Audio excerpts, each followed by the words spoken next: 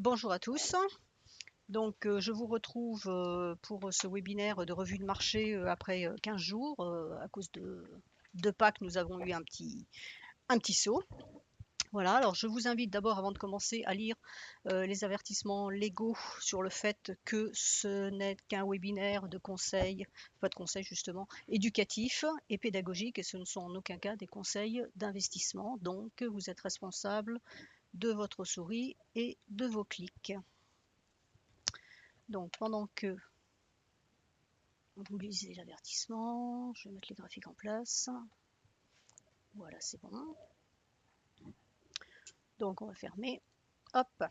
Alors, je vais commencer donc par les indices qui ont bien bougé la semaine dernière. Hein. On espère, on attend toujours cette fameuse correction qui ne veut pas venir. Donc, je sais pas quand ça va se faire. J'avoue que voilà, c'est un petit peu désespérant parce que en fait, on n'est plus vraiment dans le marché, on n'ose plus s'y mettre, en tout cas pas à l'achat. Parce que voilà, quand on atteint des extrémums comme ça, le risque est que ça se retourne brutalement pour une raison X ou Y, et donc se mettre à l'achat devient dangereux. En plus, le potentiel de points n'est pas forcément très intéressant. Alors je dis ça, mais bon, quand on voit les quatre bougies mensuelles ici, le potentiel était quand même intéressant depuis donc le mois de janvier.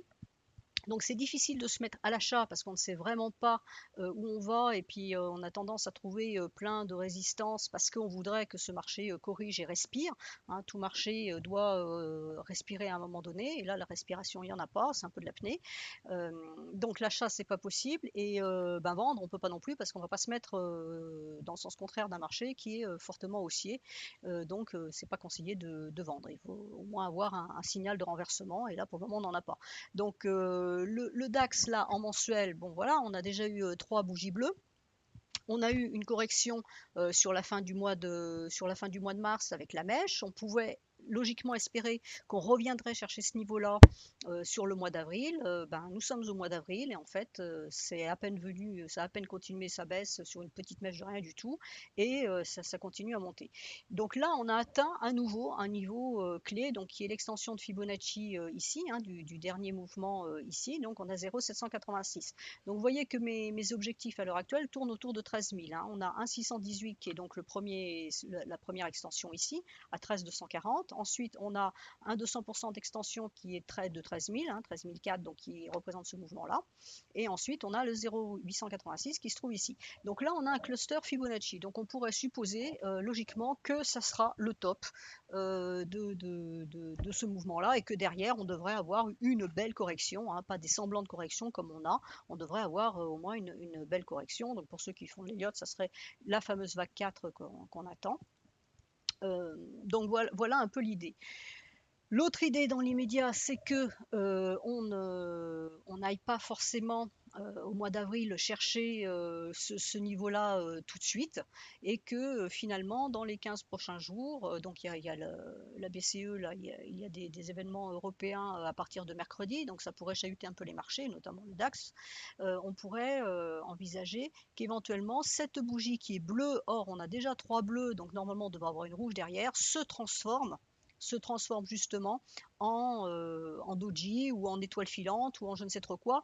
C'est-à-dire que sur les 15 prochains jours, les 2 prochaines semaines pour clore le mois, on est une mèche. Alors bon, l'autre idée aussi, on m'a demandé sur Twitter pourquoi je disais 15 jours, donc 15 jours parce que c'est ce qui reste pour finir le mois d'avril. L'autre idée éventuellement, c'est que ça se passe en mai, c'est-à-dire qu'on ait bien une 4e bougie bleue. Hein, ça arrive, c'est pas toujours par 3. C'est vrai que le DAX a actuellement un petit peu des problèmes, parce qu'en très court terme, il compte jusqu'à 2, il ne va pas jusqu'à 3. Donc là, on peut dire qu'en long terme, il nous fait du 4, il ne nous fait pas forcément du 3. Donc ça, c'est à relativiser. Donc le marché est très puissant, très fort. Donc on pourrait éventuellement envisager qu'il continue à monter, à aller chercher effectivement ce niveau-là, on va dire grosso modo jusqu'au mois de mai, alors première semaine, deuxième, troisième semaine de mai, je ne sais trop, et qu'on ait notre fameux signal de renversement sur le mois de mai. Alors il y en a un dicton qui dit sell in May and go away, donc pourquoi pas, hein, au mois de mai, on aurait notre top là attendu pour faire la correction, et la correction pourrait se faire donc sur l'été, début d'automne, l'automne et on repartirait sur la vague 5 haussière à l'automne à partir d'octobre. Donc c'est un petit peu l'idée. Maintenant, au jour d'aujourd'hui, je constate que j'avais un niveau qui était à 12 346 et qu'on est déjà à 12 371, donc il est en train à nouveau de casser ce niveau. Et voilà, donc c'est pas fini. Donc il faut, personnellement, bon, moi je ne suis plus sur les indices parce que ce sont des marchés, quand les marchés arrivent comme ça sur des extrêmes, je n'aime pas ça, donc je ne sais pas les gérer et ça ne m'intéresse pas trop en fait. Donc j'ai envie de dire, achetez si vous voulez, mais ça serait seulement de l'intraday. Je pense que ce type de marché-là ne peut se jouer qu'en intraday parce qu'on va gérer la position dans la journée, on va dire, bon voilà, aujourd'hui, ce matin, est-ce que j'ai une tendance haussière, une tendance baissière, dans quel sens je vais prendre mes positions dans la journée. Voilà, on va prendre des points dans la journée, on sort le soir et terminé. Donc s'il y a un petit coup de grisou ou quelque chose qui se passe mal, qui ferait chuter le marché, eh ben, on n'est pas dedans. Prendre des positions swing présente un certain danger. Alors évidemment, on se protège avec des stops, c'est toujours embêtant quand même de se faire stopper. Et là, actuellement, les stops, du coup, les stops vraiment intelligents et je veux dire techniques et intelligents, du coup, vont se retrouver assez loin et ça risque de mettre une perte certaine. Donc, bon, voilà, c'est mon avis sur les indices. Là, on est en daily. Donc, pour aujourd'hui, on a déjà 3 bougies bleues. Là, vous voyez, il fait strictement rien. Alors, on est lundi, il n'y a pas de stats, il n'y a rien du tout. Les Américains ont déjà ouvert depuis 3 quarts d'heure et manifestement, il ne se passe rien non plus. Donc, bon, voilà, le DAX ne conclut pas. Donc, si je regarde en UT vraiment inférieur, 4 heures, vous voyez, hein, ça doit être voilà, 10 heures. Non, 10 heures, c'est le 10 avril. Il y a un problème sur la plateforme, là, pourquoi? Ah non, 13 avril. Voilà. Je suis désolée, mais je reviens des États-Unis, je suis arrivée tout à l'heure, donc j'ai un petit problème de décalage horaire, j'ai pas tout à fait ma tête à moi, donc je vais essayer d'être un peu plus clair. Donc voilà, le 10 avril c'est monté, depuis ça ne fait plus rien. Donc est-ce que ce niveau FIBO est effectivement en train de faire résistance malgré bien qu'on soit au-dessus, mais est-ce que ce niveau FIBO est en train d'agir? C'est possible. Maintenant il est en train d'agir pour dire que les prix se reposent et repartent derrière, ou pour dire bon ça y est, c'est bon, on a atteint un niveau, on passe à autre chose et on envisage de corriger. La Tenkan, elle, est toujours haussière, donc il n'y a pas de signal baissier de ce niveau-là. Elle en est quand même assez loin, hein, puisqu'il y a presque 80 points environ. La Kijun est très loin aussi, elle est à l'horizontale, donc on n'a pas de signal particulier, en tout cas baissier. Donc ça, c'était pour le DAX. Alors, on va regarder le CAC. Donc, c'était pas sur cet écran. Donc, le CAC. Les objectifs que j'ai se situent à 5530 et 5550 en point et figure. J'ai un objectif de 5559 qui est je ne sais pas si c'est sur cet écran-là, qui est en Fibonacci. Voilà, il est là. Donc c'est cet écran-là que je... Donc voilà, la dernière extension de Fibonacci nous donnait un niveau à 200% à 5207, donc qui a été explosé. Donc on a un niveau qui est au-dessus. Voilà, le niveau au-dessus, c'est les 1,618 de ce mouvement-là, hein, du mouvement principal, donc 1, 2 et puis 3, hein, voilà la fameuse vague 3 qu'on essaye de terminer et de faire donc une correction en mouvement 4, donc 1,618 à 5563.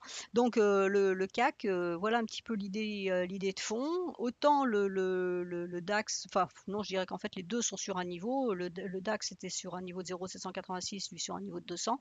Les deux ont encore du potentiel à la hausse pour aller chercher un niveau extrême. Je pense que c'est le niveau extrême qu'on ira chercher pour faire notre vague 4. Alors maintenant, voilà, le timing, je ne l'ai pas, mais je pense que c'est le niveau extrême qu'on devrait aller chercher. Donc là, c'est pareil, en mensuel, vous voyez qu'on a 4 bougies bleues, c'est la même chanson que sur le DAX. Donc là, voilà, hein, je dirais entre 5550 et 5063, c'est ce qu'on peut viser sur le CAC. Donc, entrer à l'achat pour viser encore 300 points, pourquoi pas. Attention, mettre des stops serrés, c'est le seul conseil que je peux vous donner.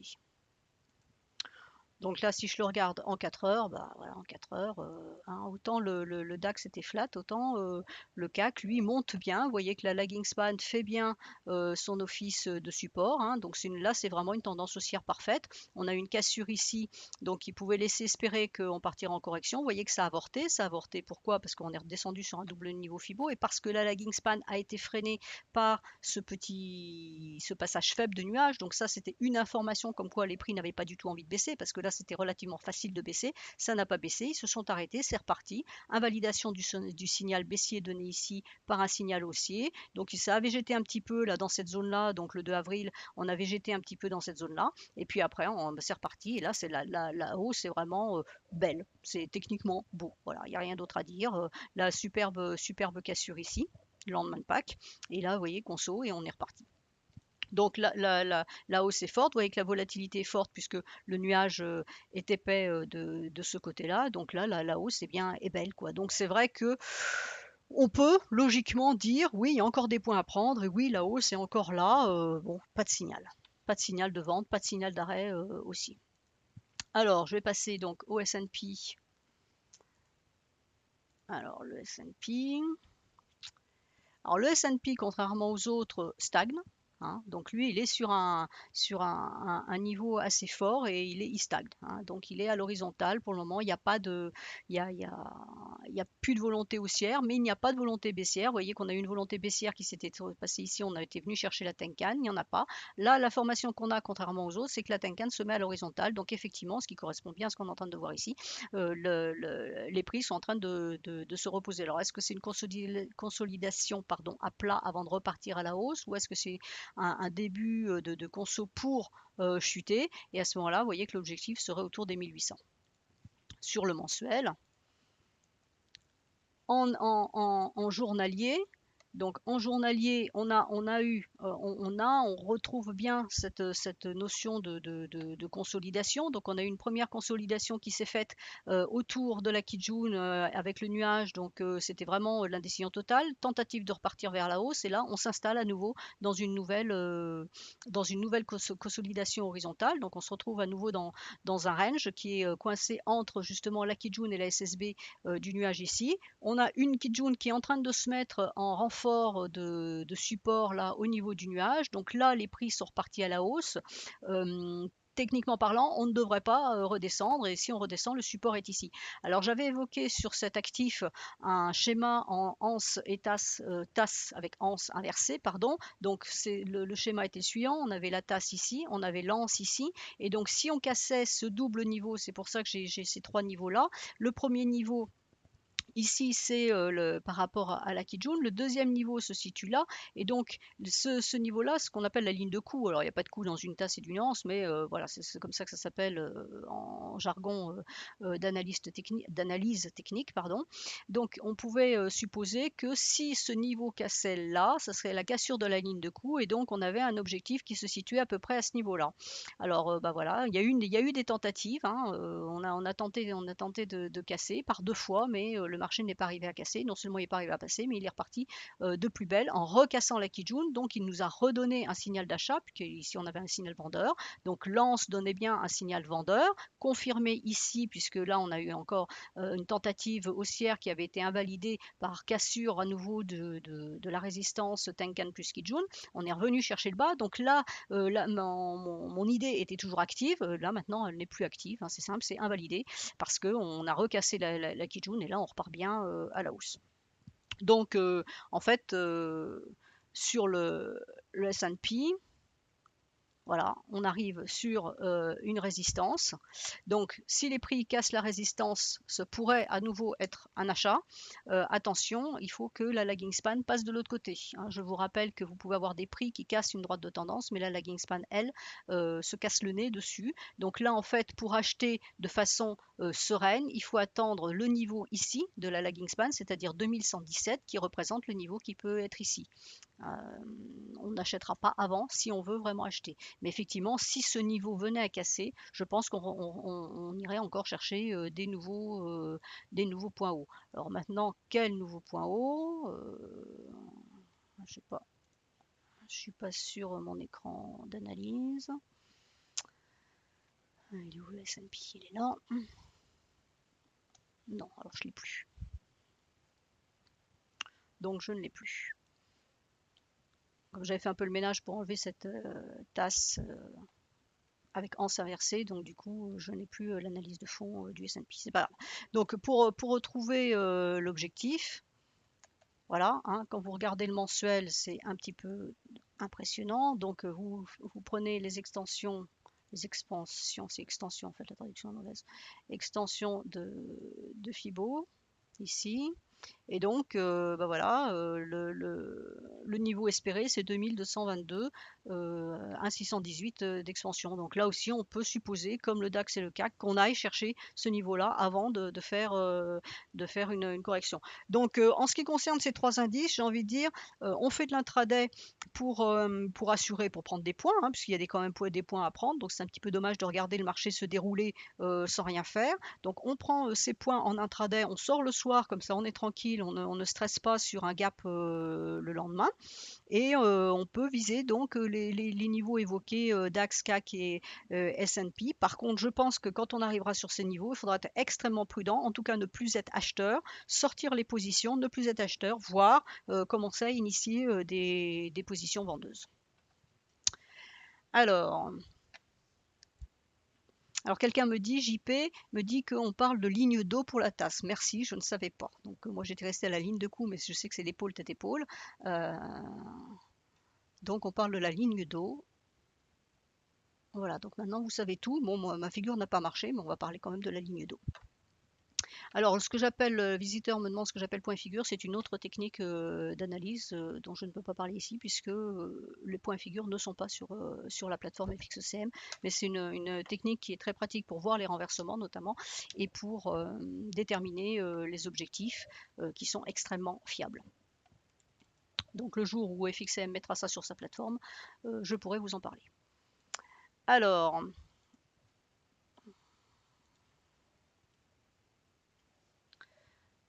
ce que je voudrais faire, c'est retrouver les autres. Voilà, hop.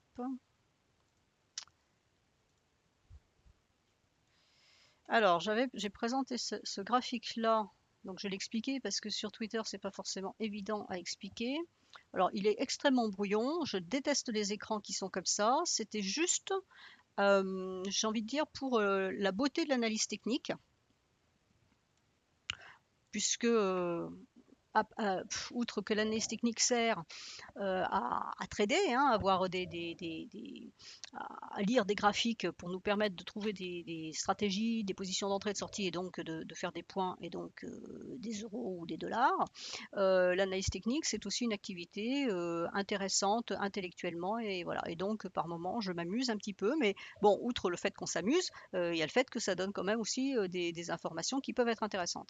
Alors sur l'euro AUD, j'avais dans un premier temps évoqué un Gartley, donc je m'étais trompée parce qu'en fait quand j'avais écrit mes ratios, j'avais inversé les deux ratios, donc effectivement le Gartley n'était absolument pas d'actualité, donc un membre sur le forum m'en avait fait la remarque, donc j'ai corrigé mon analyse sur le forum pour ceux qui veulent aller la voir, et en fait on revenait plutôt à un système une figure de chauve-souris.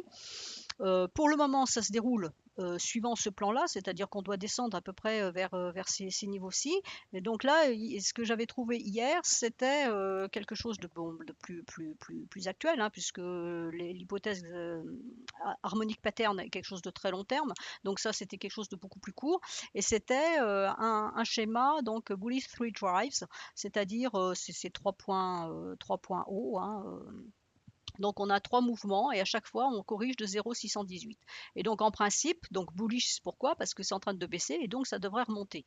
Donc l'idée est là, mais le troisième point n'est pas fini. Et donc le troisième point, j'avais positionné, puisque quand on met des extensions de Fibonacci, on s'aperçoit que on place sur le même niveau des fourchettes d'Andrews. Et donc j'avais placé les deux fourchettes d'Andrews qui étaient donc concomitantes avec ces deux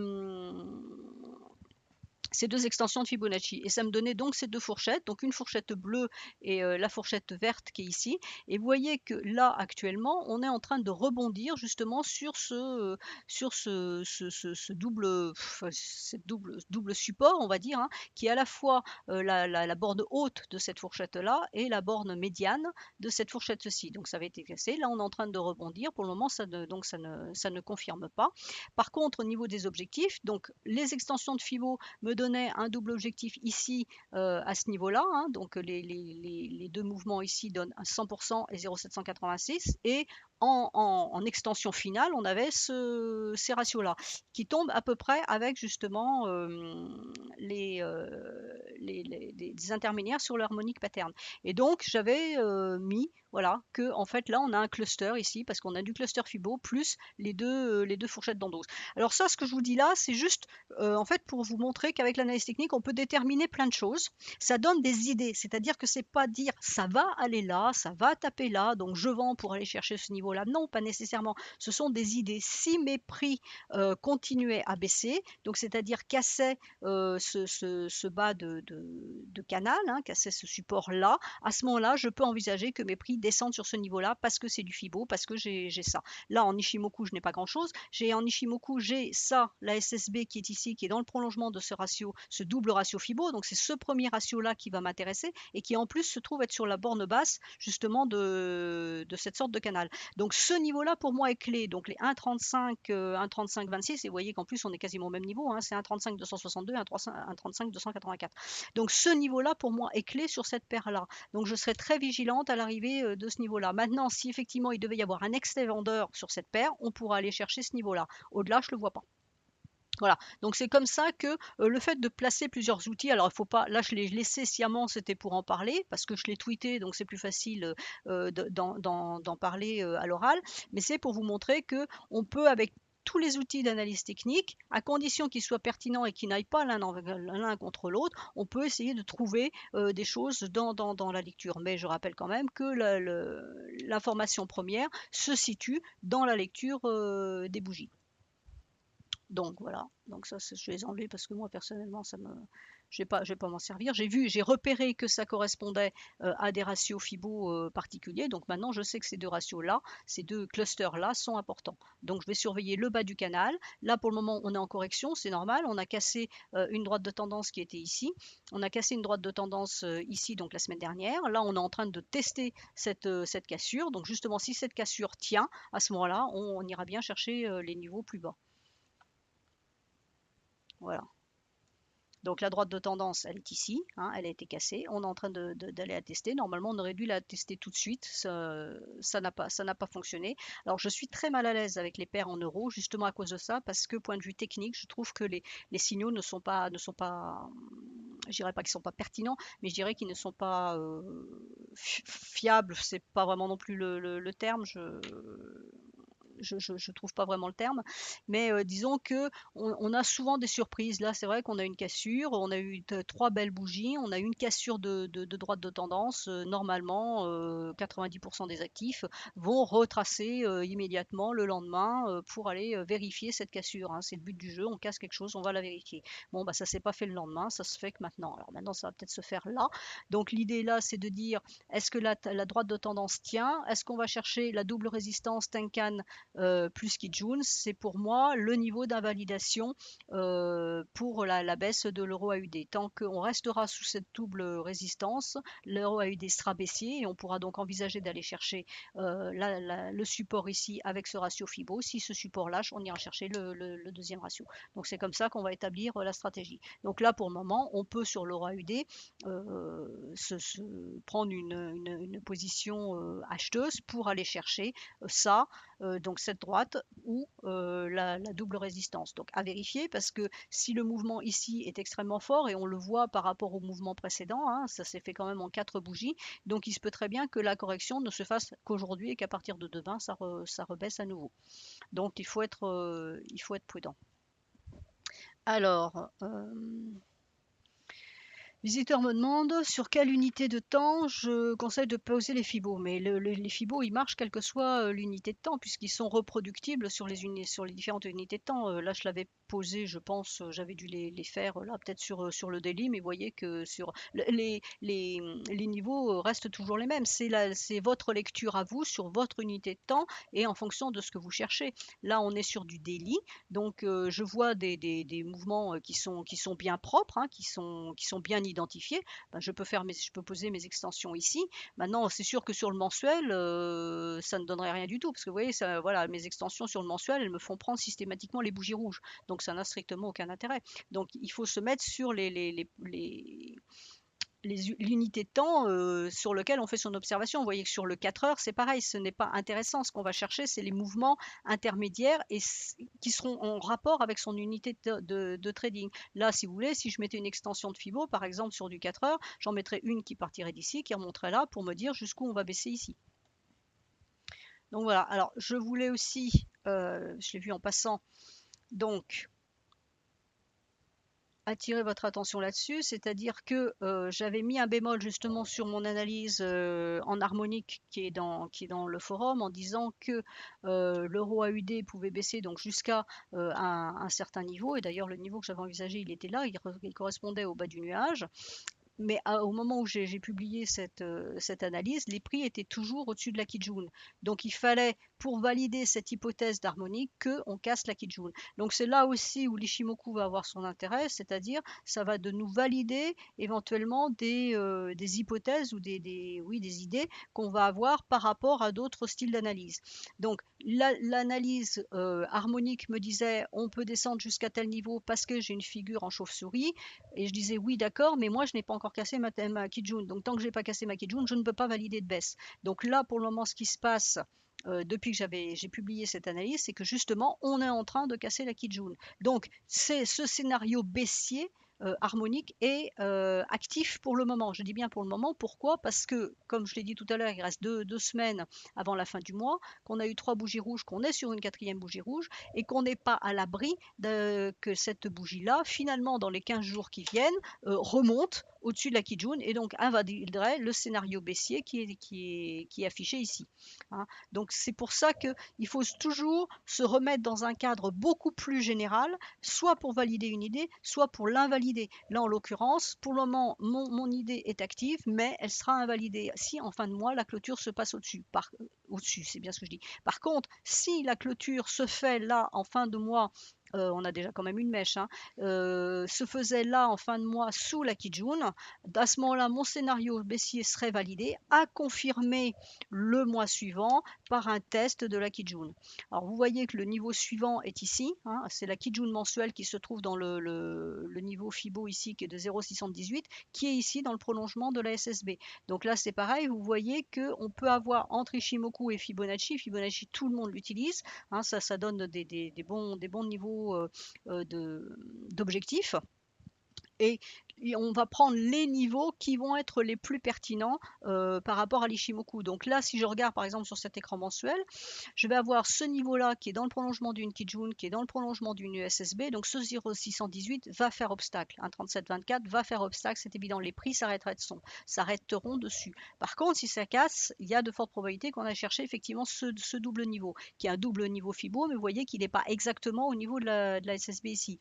Il n'en est pas loin, donc on pourra le considérer comme valide. Par contre, ce double niveau-là me pose plus de problèmes parce que c'est un double niveau Fibo, mais Ishimoku ne me donne strictement rien. Et là, on a un dernier niveau Fibo qui est ici, qui est quasiment sur le bas du nuage. Donc il faudrait vraiment une baisse très profonde pour qu'on aille chercher ce niveau-là. Là, je suis aussi un peu plus sceptique. D'abord, parce que je n'ai qu'un seul niveau Fibo. Et en plus, parce que pour descendre jusqu'à ce niveau-là, ça veut dire que la lagging span casse aussi tous ces niveaux-là. Donc si la lagging span venait à passer donc sa Kijun, sa Tengan, plus les bougies, ça veut dire que définitivement, on passerait en système baissier total. Donc non seulement on irait chercher la 618, mais on irait encore beaucoup plus bas. Donc là, c'est vraiment du très très long terme, puisqu'on est dans du mensuel, donc c'est même pas la peine de fantasmer sur ce qui peut se passer aussi loin. Mais c'est pour vous donner le principe de réflexion. On aurait exactement le même si on était sur du daily ou du 4 heures ou du 1 heure. C'est-à-dire qu'il faut valider, et il faut valider des ratios avec des niveaux Ishimoku. C'est ceux-là qui auront le plus de chances non seulement d'être atteints, mais en plus de donner vraiment un arrêt au niveau des prix. Donc c'est comme ça qu'on va calibrer après ces stratégies avec les supports et résistances. Donc là, pour le moment, en 4 heures, hein, donc la correction qu'on a vue qui est en train de se faire, elle a bien commencé à se faire. 3 bougies, la rouge, on n'est pas revenu chercher à Tenkan, a priori on repart. Donc le niveau suivant, c'est 1,40 qui correspond donc à la Kijun qui est dans le prolongement de la SSB. Donc on a les prix qui peuvent buter sur la Kijun ici. Il y a la droite de tendance qui est au-dessus. Et là, vous voyez qu'on a déjà un premier obstacle ici avec la droite de tendance pour la lagging span et derrière elle aura sa SSB. Donc vous voyez ici l'importance des droites de tendance avec la lagging span. Quand tout à l'heure je vous ai dit attention, les prix peuvent casser la droite de tendance, mais la lagging span derrière, comme il y a un décalage, elle ne cassera peut-être pas et donc la cassure par les prix ne sera pas validée. Ici vous avez exactement le l'autre cas, à savoir qu'on a une droite de tendance haussière et la lagging span, donc comme la pente est à l'envers et dans l'autre sens par rapport à ce que j'ai exprimé tout à l'heure, la lagging span rencontre en premier cette droite de tendance et elle a bloqué dessus. Et donc les prix se sont arrêtés avant d'atteindre la même droite de tendance, voire la Kijun à ce moment-là qui était beaucoup plus haute. Là, donc les prix repartent. On peut supposer que cette fois, ils vont peut-être réussir à aller chercher la Kijun.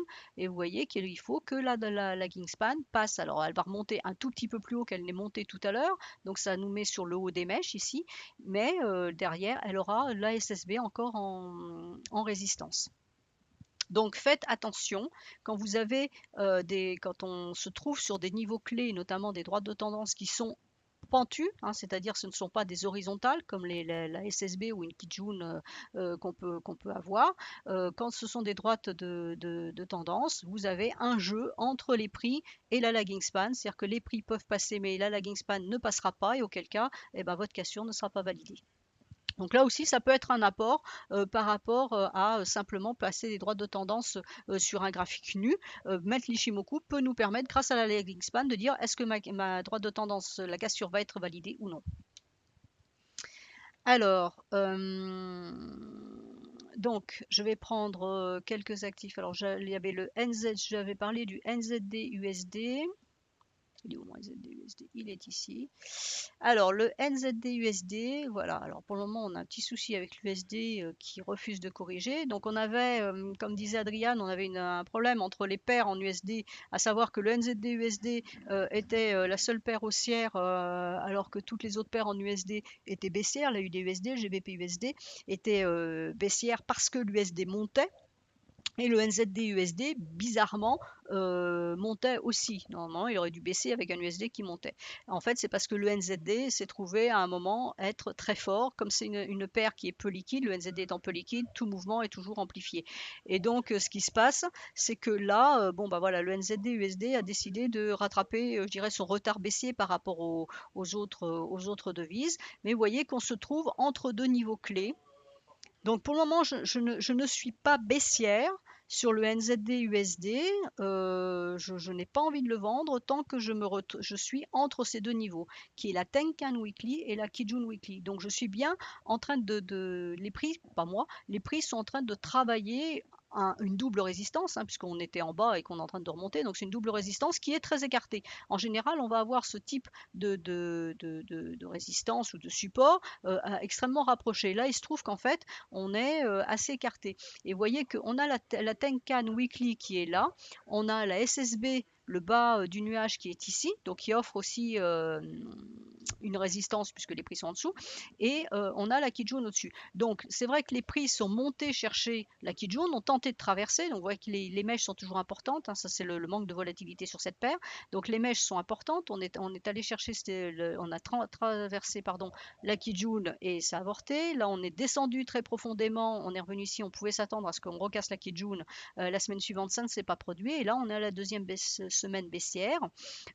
donc pour moi tant que la Tenkan weekly tient, je ne suis pas vendeuse. Maintenant, si elle venait à casser, j'envisagerais peut-être une vente. Mais pour le moment, je reste neutre. C'est une paire que je joue pour mes comptes clients et pour le moment, je suis neutre sur cette paire, c'est-à-dire je ne fais rien. J'attends. Alors maintenant, si je la regarde en daily. Vous voyez qu'en daily, l'information est intéressante, à savoir que le niveau de ma Tenkan Weekly, c'est la Kijun ici. Donc pour le moment, on est dessus. Vous voyez que mes prix qui sont sortis là du nuage et qui donnaient donc une impulsion haussière, alors que toutes les autres paires baissaient, là on avait cette information haussière, en fait n'était pas validée par la lagging span qui elle est toujours restée sous son nuage. On s'est approché du nuage, hein, puisque voilà ici on a les mèches ici qui correspondent ici, donc on est bien monté, mais voilà sur mèche on est redescendu. Ici on a fait à nouveau des mèches, donc on n'a pas réussi à remonter. Et là on aurait pu penser à ce moment-là que avec cette bougie bleue, avec donc la suivante, 1, 2, 3, on pouvait casser ici, et que là on allait pouvoir traverser les prix et donc le nuage qui est relativement faible, et ça ne s'est pas produit, on est reparti à la baisse. Donc pour le moment je ne suis toujours pas baissière sur cette paire puisque j'ai une Kijun ici en support doublée de la Tenkan Weekly où je reste, et je ne serai pas acheteuse tant qu'on n'aura pas cassé la Kijun Weekly, parce que pour casser la Kijun Weekly, bon déjà il va y avoir une droite de tendance qui se trouve avant, hein, qui est ici, voilà. Il faudra déjà casser cette droite de tendance, donc ça sera avant la Kijun Weekly. La Kijun, oui, Weekly, c'est ce que je dis. Et il faut que la lagging span repasse ce nuage. Alors là, on commence à être un petit peu embêté parce que le nuage commence à s'épaissir. Mais bon, ce n'est pas infaisable. On va dire que dans l'immédiat, le NZD-USD est neutre. Alors ensuite, donc on va prendre l'US dollar. Donc l'US dollar, vous voyez que ça faiblit, hein, un peu à l'image du SP. L'US dollar est en train de faiblir. On est ici dans une consolidation, hein, dans un range, et vous voyez que il a du mal à concrétiser. On a trois bougies bleues, on est revenu chercher un top, mais donc c'est pour ça que je n'ai pas vraiment envie de vendre la paire NZD-USD parce que je pense que l'USD pourrait être amené à corriger, auquel cas si l'USD corrige, la paire NZD devrait remonter. Il y a trop d'incertitudes pour vraiment se mettre à la vente. Outre les niveaux techniques, il y a des incertitudes de corrélation entre le dollar et ces paires-là. Donc en fait, alors, je ne comprends pas pourquoi quand je mets la plateforme ici, ça change l'ordre de mes actifs. Donc, je préfère utiliser en fait par rapport à l'USD CHF, sachant que le CHF s'est un petit peu calmé maintenant, on peut à nouveau l'utiliser, pas vraiment en proxy parce qu'il faut faire attention au CHF qui bouge maintenant, mais bon, ça donne quand même une bonne information. Et justement, quand je le compare avec l'US dollar, là, vous voyez, l'information que j'ai sur l'USD CHF aujourd'hui, c'est que la Kijun ne passe pas. Alors j'ai une Tenkan annuelle qui est juste au-dessus de cette Kijun. Donc vous voyez que c'est un niveau qui est extrêmement fort. On a une Tenkan annuelle ici. Là, c'est une Kijun trimestrielle avec donc une SSB mensuelle qui se trouve au niveau de la Tenkan. Donc entre ces deux niveaux, on retrouve bien le range qu'on a sur l'US dollar, une zone neutre. Et là aussi, on a une zone neutre. C'est-à-dire qu'aujourd'hui, on a tenté de casser ce niveau extrêmement fort, la Kijun daily plus la Tenkan annuelle, et ça ne passe pas. On est en train de faire une étoile filante. Donc à savoir, est-ce que ça va effectivement nous donner une correction derrière? Il faudrait que ça se précipite un petit peu parce que vous voyez que le nuage est particulièrement épais et voilà, donc on ne met pas les chances de notre côté quand on voit qu'on a un nuage épais qui se profile de façon aussi proche. Maintenant, on peut traverser un nuage épais, hein, c'est pas du tout impossible, mais disons que voilà, on n'a pas la même envie de vendre quand on se retrouve avec un nuage épais que si je me retrouvais au niveau de ça. Si je me trouvais à ce niveau-là, je dirais bon bah oui, on peut vendre, c'est quand même plus intéressant, alors que là, voilà, j'ai ça. Alors par contre, la lagging span est en train de traverser ses prix, donc j'ai envie de dire, je pense que l'USD pourrait corriger. Voilà. C'est mon opinion que je partage avec moi-même, mais je le vois pas trop mal. Donc l'argent,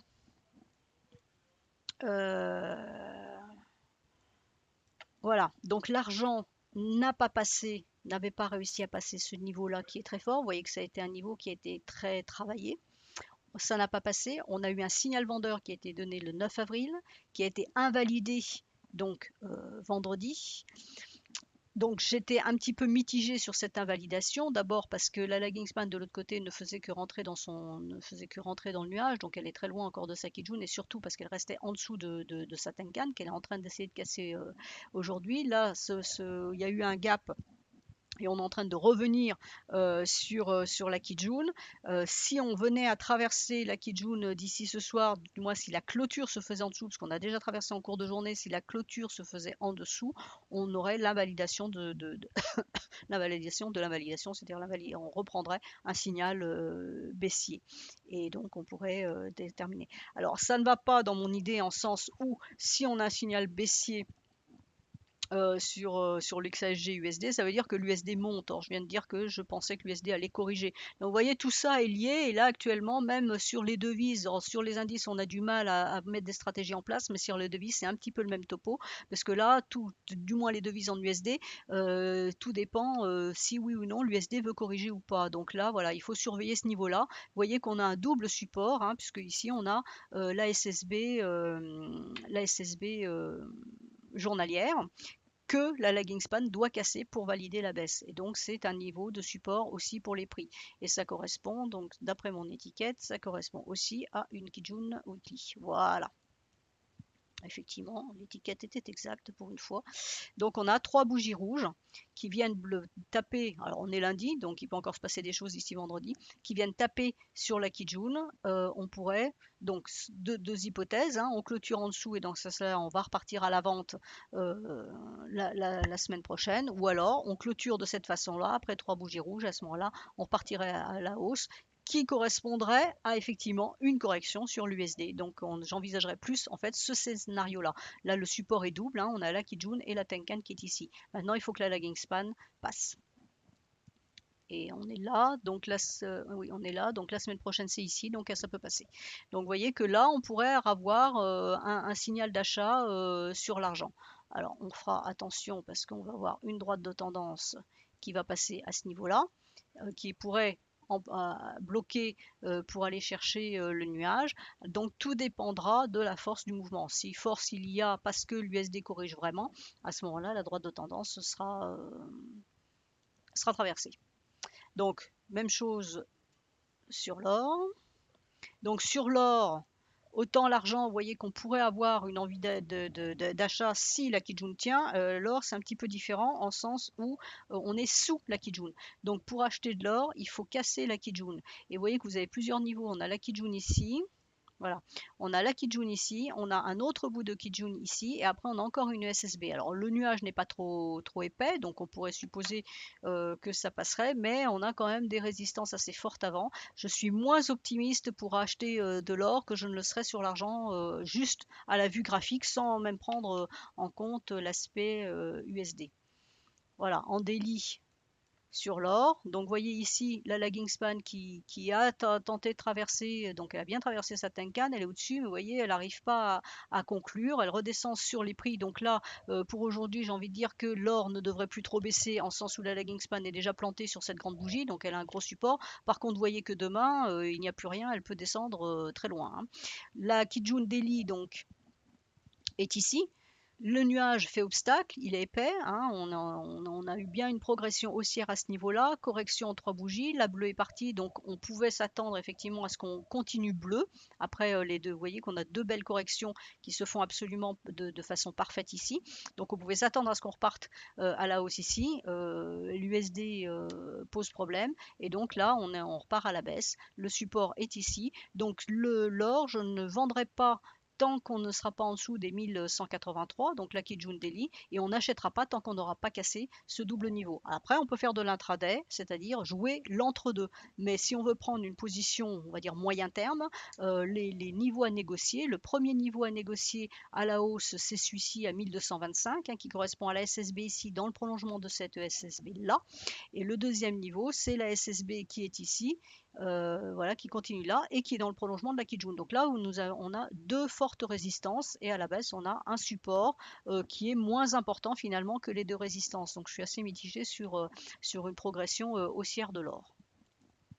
Alors ensuite le pétrole. Alors là par contre j'ai le bon écran. Donc le pétrole, j'ai un canal qui est identifié par, alors voilà, il sort du canal, hein, mes petits copains tracent un canal en prenant les points hauts, les points bas des bougies. Alors mon canal, moi, il est tracé différemment. Il correspond à ce niveau de SSB avec ce niveau de SSB. Donc on voit en mensuel qu'on on est en train de travailler cet entre-deux, hein, comme ça a été travaillé ici d'ailleurs, hein, ça s'est déjà produit donc en 2009, hein, début 2009, fin 2008. On a ce niveau a été travaillé et on est en train de travailler exactement le même niveau, et là on essaye de s'extirper par le haut. Donc en weekly, la semaine dernière, on a clôturé exactement sur le niveau de la SSB. Donc neutralité totale, hein. On a tenté de sortir dans la semaine, ça n'a pas fonctionné et on a clôturé sur ce niveau de SSB. La tentative aujourd'hui pour le moment de monter, et on reste toujours sur le niveau, ça voilà, hein, donc en daily. Voici, c'est ce que donne. Donc on a une correction seulement de bougies, on est venu chercher la Tenkan. Alors là, on a quand même des informations qui sont intéressantes, à savoir qu'on est venu en 2 bougies chercher la Tenkan. Donc la troisième bougie rouge, elle est ici. Hein, on a la mèche qui est descendue plus bas, donc c'était rouge en début de journée vendredi. Ça finit bleu donc sur le niveau. Là pour le moment, on est en train de faire un doji sur le haut de cette SSB. Et vous voyez que la lagging span, par contre, est en train de sortir de ses bougies. Donc mon idée pour le moment est haussière sur le pétrole parce que la lagging span sort de ses prix et donc l'objectif envisagé c'est 56,60. Hein, c'est-à-dire qu'on devrait avoir déjà une projection vers ce niveau ici, voir si vraiment ça voulait vraiment décoller. Vous voyez qu'on peut envisager carrément pratiquement les 62 dollars. Donc pour le moment on n'en est pas là, on en est juste à ce niveau-là. Il faut impérativement que les prix arrivent à se dégager de ce canal. Alors l'information intéressante ici c'est la Tenkan qui est à l'horizontale, donc pour le moment on ne manifeste pas de force vraiment haussière, on reste bien dans un système de latéralité. La Kijun qui est ici dans le prolongement de la SSB, donc ici on a un support qui commence à être vraiment intéressant à 48,11. Il y a un autre support ici à 49,35 et donc ce support là à 50, voilà 50-55. Et vous voyez que si mes prix restent en range ou en dessous de ce niveau-là, ces deux droites-là pour le moment vont rester à l'horizontale et en fait elles vont encadrer le passage faible de nuages ici. Ça pour le moment, là actuellement, c'est une faiblesse. Hein, c'est quand on regarde un nuage, on n'a pas d'intérêt là à dire j'ai un petit bout de nuage, j'ai un autre petit bout de nuage, j'ai un twist ici. Pour le moment, ça ne nous intéresse pas puisque nos prix sont ici. Donc moi, ce qui m'intéresse, c'est de savoir où sont mes supports résistance là en haut le 13 avril sur le pétrole. Donc ce qui se passe ici ne m'intéresse pas. Ce qui m'intéresse, c'est là maintenant de voir que je suis au-dessus d'un twist et que donc il y a un passage faible qui, si les prix avaient des velléités de baisser, on pourrait casser à nouveau ce twist et reprendre la baisse dans ce fameux canal.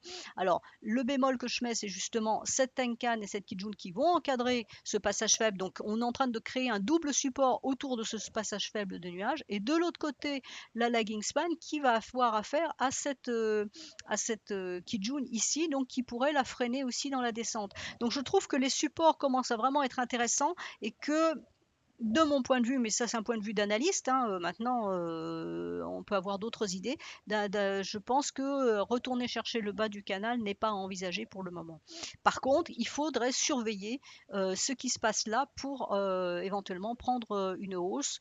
N'oubliez pas qu'on est au mois d'avril, donc les Américains vont bientôt se mettre à circuler en voiture pour profiter du beau temps. Hein, il fait très beau actuellement, notamment sur la côte est, là où on conduit le plus. Il fait très beau actuellement sur la côte est, donc les voitures vont se remettre à circuler. Ce sont des forts consommateurs de pétrole et donc malgré les stocks importants de pétrole qui existent, ça risque de baisser et donc le prix du pétrole devrait remonter un peu. Voilà, donc c'est ce qu'on appelle la driving season, c'est un effet cyclique sur le pétrole. Donc il n'est pas étonnant de voir le pétrole réagir un petit peu à la hausse maintenant, alors que on a des informations qui seraient plutôt baissières entre les stocks, l'Iran, etc. Voilà. Mais ça, c'est un phénomène de cyclicité. Voilà mon avis sur le pétrole. Ensuite, alors je vais vous faire l'euro-dollar si je le trouve. Ça me le met en haut, l'euro-dollar, je ne le regarde jamais. Donc l'euro-dollar, bon, l'euro-dollar est baissier, hein, on dirait que c'est pas un scoop. On a une tentative ici d'inversion de tendance. Ici aussi, ça n'a pas fonctionné, un nouveau signal d'achat. On a un double top qui s'est formé à ce niveau-là. Donc l'objectif du double top se situe approximativement ici, qui est le dernier point bas, donc 1,0466. Là, pour le moment, aujourd'hui, on ne fait pas grand-chose. On est en train de construire une espèce de toupie, hein, donc on pourrait peut-être éventuellement monter là. C'est vraiment une devise qui ne m'inspire absolument pas dans sa lecture, à part vous dire que c'est baissier. Voilà, donc si je regarde en weekly, par contre, c'est très beau, hein, c'est très bien capé par la Tenkan, donc c'est vraiment une progression baissière qui, techniquement parlant, est superbe, puisque à aucun moment on ne va même chercher la Kijun, donc franchement il n'y a aucune velléité de hausse, on est bien vendeur sur l'euro-dollar. Là on est allé chercher la Tenkan donc en 3 bougies bleues et paf on s'est retourné et on a fait donc une grande rouge, deuxième rouge, là vous avez bien vos 3 rouges aussi. Donc pour le moment, on va dire qu'on reste baissier. Bon, est-ce que là, on a un, une légère droite de tendance haussière, j'en sais rien, comme c'est le début de la semaine, on ne peut pas vraiment en parler. Donc si je regarde en 4 heures, vous voyez qu'en 4 heures c'est pareil. Donc une tentative ici hein, de monter. Hein. On a cassé le nuage, on est sorti du nuage et hop, on a invalidé à nouveau. Donc on a cassé la Kijun qui a redonné un signal vendeur. Là, les prix étaient un peu indécis, ils ont stagné un petit peu dans le nuage et là, la baisse a reprise de plus belle. Et vous voyez que les corrections, on a à peine trois bougies bleues. Donc il y a vraiment une forte pression vendeuse sur la paire. Donc on a eu les trois bougies rouges là, on est en train de faire la bleue. Vous voyez qu'on n'arrive pas à casser la Tenkan. La Kijun s'est mise à l'horizontale, ce qui signifie qu'on pourrait partir là actuellement dans un range, hein, dans un range, pardon, dans une consolidation à plat. L'objectif donc du double top qui est ici se situe ici, donc on en est quand même pas très loin. Euh, voilà pour l'euro-dollar. Donc l'euro-dollar reste baissier. Alors je vais regarder si vous avez des demandes d'actifs particuliers. Alors l'Eurocad, je ne l'ai pas. Hein, c'est vraiment quelque chose que je ne regarde absolument pas. Je ne l'ai pas. Je peux vous parler du GBP CAD, du CAD CHF si vous voulez, mais l'Eurocad, je ne l'ai pas.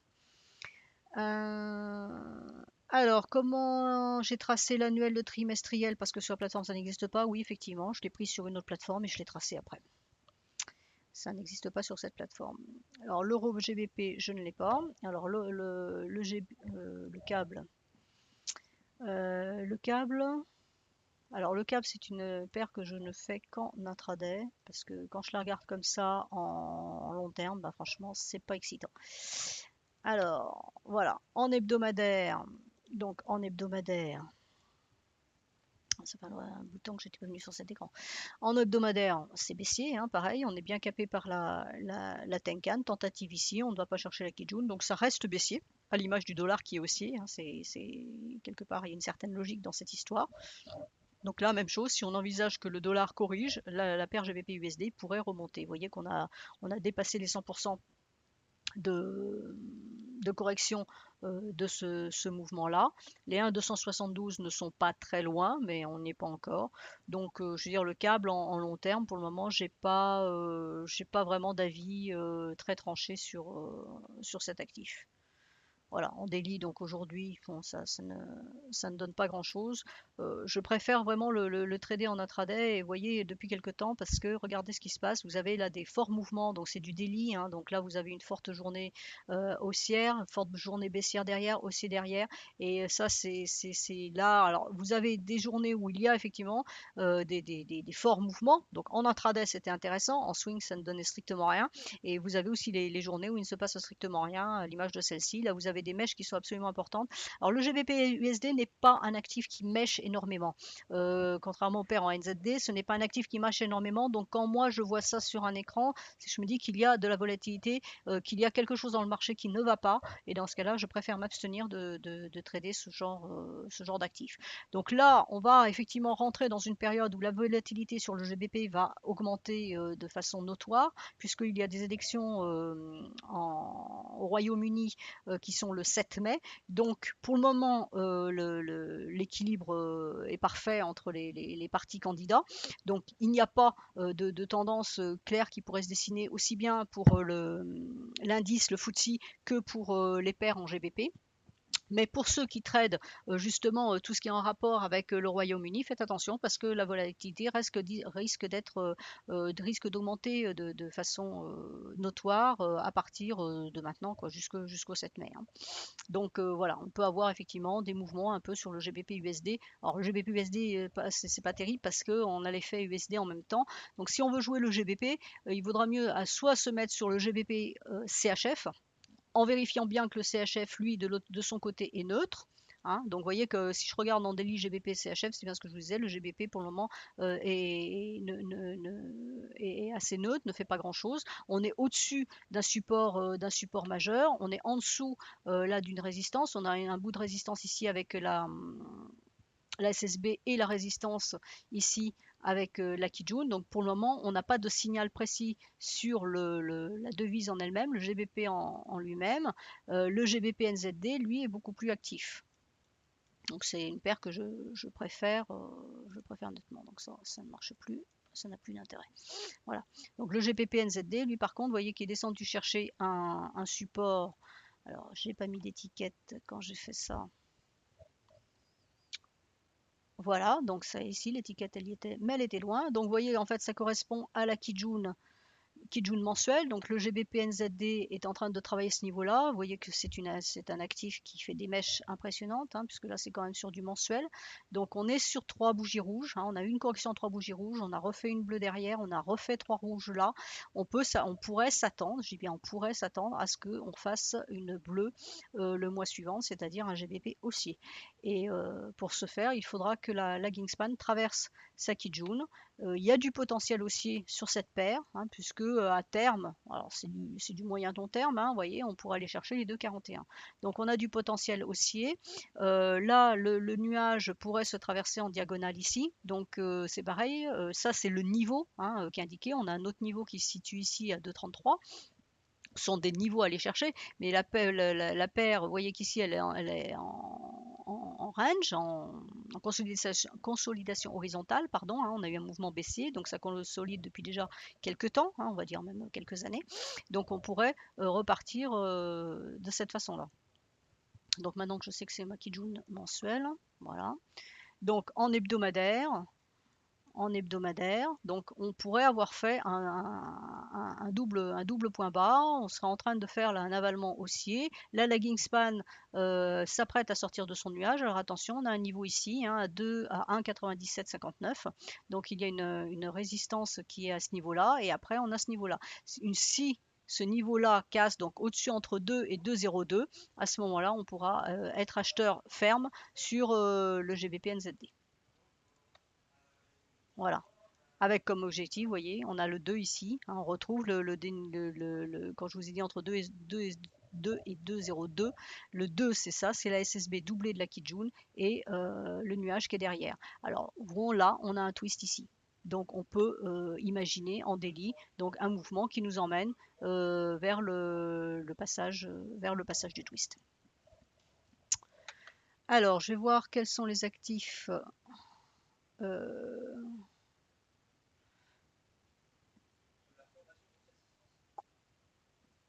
Alors, Samuel me demande si j'utilise les formes harmoniques suivantes. Souvent. Non, pas souvent. C'est-à-dire que quand je vais mettre des ratios de Fibo, des extensions de Fibo, et que je vois qu'il y a des concordances dans certains ratios, je vais voir si ça correspond à une figure harmonique.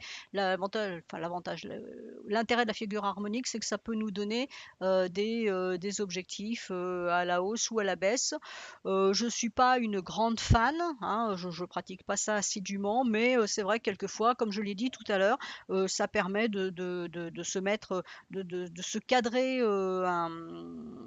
un schéma potentiel de ce que pourraient faire les prix. Maintenant, je ne m'y accroche pas comme à une bouée en disant oui, j'ai vu mon Gartley, ça va descendre à tel niveau, donc je vends parce que ça va descendre à tel niveau. Non, c'est une idée simplement. Voilà, si les prix voulaient bien continuer dans la tendance, on pourrait aller chercher jusqu'à ce niveau-là. Mais bon, il faut voir que une figure harmonique n'est qu'un dessin représentatif au niveau de ratios de Fibonacci. C'est-à-dire qu'on va avoir d'abord des ratios et avec ces ratios-là, on va dire tiens, ça me fait une chauve-souris, ça me fait une figure de ci, de là, et donc ça me donne tel objectif. Mais ces objectifs, je les ai de la même façon que si je ne mets que des ratios de Fibonacci. C'est mettre un peu de poésie sur un graphique. Alors, Ideco qui me dit qu'il est étonné parce que je traite que du court terme, là je ne regarde que du long terme. Oui, parce que là je fais de l'analyse, donc l'analyse elle se fait sur du long terme, elle se fait pas sur du court terme. Je peux aller vous regarder le GBP NZD, mais si si je regardais le GBP NZD, donc une paire que je trade beaucoup en court terme, je pourrais vous dire que voilà, ici on a eu un signal acheteur, donc là c'est la nuit, on a eu un signal acheteur qui est donné à 3 heures du matin, hein, puisque c'est le NZD. On est revenu chercher la Kijun ce matin et que là on est en tendance haussière parfaite. Donc on pourrait jouer une correction si on cassait ça et la Kijun. Et par contre, là, on est en dessous de la Tenkan. Si on recasse la Tenkan, ça nous vaut un achat. Mais comme les webinaires n'ont que pour but de l'éducatif et vous donner des informations d'analyse, je ne vais pas aller sur du court terme puisque le court terme revient à vous dire s'il faut acheter ou s'il faut vendre un actif et pour aller chercher quel niveau, ce que je ne peux pas faire. Voilà. d'où mes unités qui sont élevées. Fibonacci, c'est italien, monsieur visiteur. Bonjour Karen, dans ce cas, alors de la part de l'APA, dans ce cas, comment se comporte la LS en général? La LS représente les prix.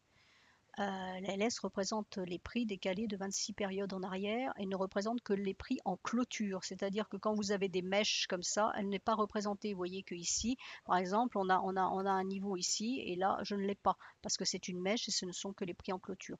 Donc la LS, eh ben, elle interagit avec les nuages. Je vais redescendre sur des unités plus longues. Voilà. L'ALS va interagir avec des nuages, avec des supports et des résistances. Et c'est justement cette droite-là qui va nous permettre de valider ou non un mouvement de prix. Donc ça, je vous invite à lire le livre que j'ai écrit et publié en janvier 2014 dans lequel j'explique chaque droite, que veut dire chaque droite, quelle est l'importance de chaque droite.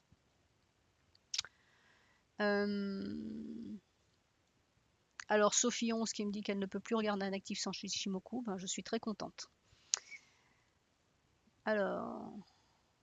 Alors quelqu'un qui me demande, c'est Seb G, qui me dit pourquoi mon Ishimoku sur MT4 est un peu différent du vôtre.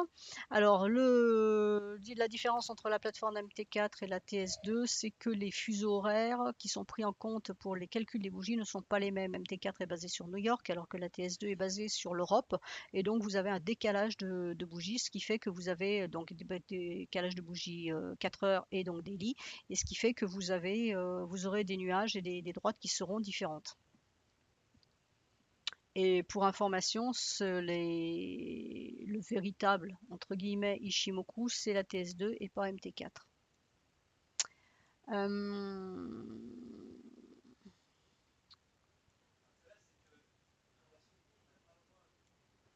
Alors, visiteur me demande quelle est la paire de devises qui t'a présenté le plus d'opportunités ces dernières semaines. Alors, ces dernières semaines, je n'ai pas eu le temps de trader, donc je ne regarde pas. Je ne fais que de l'intraday et donc je prends les paires les plus volatiles pour faire des points. Donc on oublie le GBP-USD, je vous l'ai montré tout à l'heure, il ne fait pas grand-chose. Je suis une adepte des paires en NZD. Donc c'est là-dessus que je vais trouver le plus d'opportunités, le plus de points dans un temps le plus court possible, le seul temps que j'ai à consacrer au trading. Alors, visiteur qui me demande si dans mon livre il n'y a pas de figure harmonique, non. Je n'en parle pas, je pourrais le faire, mais bon, voilà, ce sera peut-être, mais pas pour le moment. Alors oui, quand je suis aux États-Unis, donc réponse Samuel, quand je suis aux États-Unis, oui, je forme des traders à l'Ishimoku, mais ce sont uniquement des traders en banque, je ne forme pas de particuliers, je ne fais que des professionnels. Alors, visiteur qui me dit point et figure existe sur la TS2, oui, effectivement, mais c'est tellement faux que je n'ai surtout pas regardé et m'en servir. Voilà. Ça a été développé par quelqu'un à New York qui n'y connaît absolument rien. Et voilà, ça ne veut rien dire. Donc on l'oublie, on attend qu'ils veulent bien le refaire. Donc j'ai envoyé des emails en ce sens pour que le point figure ressemble à quelque chose. Le meilleur à l'heure actuelle est celui qui se trouve sur la plateforme UpData. Je dis bien, c'est pas WallData, c'est UpData. Donc c'est un logiciel payant et fort cher anglais qui a été développé justement par le spécialiste mondial point et figure et le spécialiste Ishimoku. Ils ont développé eux deux ce logiciel d'analyse technique, donc il fait l'Ishimoku et du point et figure. C'est pour ça que j'utilise les deux, parce que c'est deux techniques qui vont très bien ensemble et qui donnent vraiment des informations très pertinentes ensemble. Mais il faudrait que la TS2, enfin que FXCM nous développe quelque chose qui veuille dire quelque chose, ce qui n'est pas le cas pour le moment. Donc oubliez le point et figure sur la TS2, il n'est pas bon. Donc voilà, comme vous n'avez plus de questions, je vais arrêter là mon webinaire parce que j'ai encore des choses derrière. Et donc je vous retrouve normalement lundi prochain. Pour ceux qui sont intéressés, il y a une formation qui est encore ouverte, il reste quelques places demain à 14 h, de 14 à 18 h à Paris, donc chez FXCM, une formation trading Ishimoku. Voilà, et sinon pour ceux qui découvrent l'Ishimoku et qui veulent le comprendre de façon un peu plus claire que ce que je peux raconter dans mes webinaires, parce que je ne vais pas revenir à chaque fois sur la théorie, je vous invite à lire mon livre qui a été publié déjà un an, qui est un petit livre qui se veut pédagogique et justement où j'explique tout dedans, les différentes droites et je parle de trading, y compris de sorties, comment trader les sorties de statistiques. Voilà, je vous remercie pour votre attention et donc je vous dis à lundi prochain.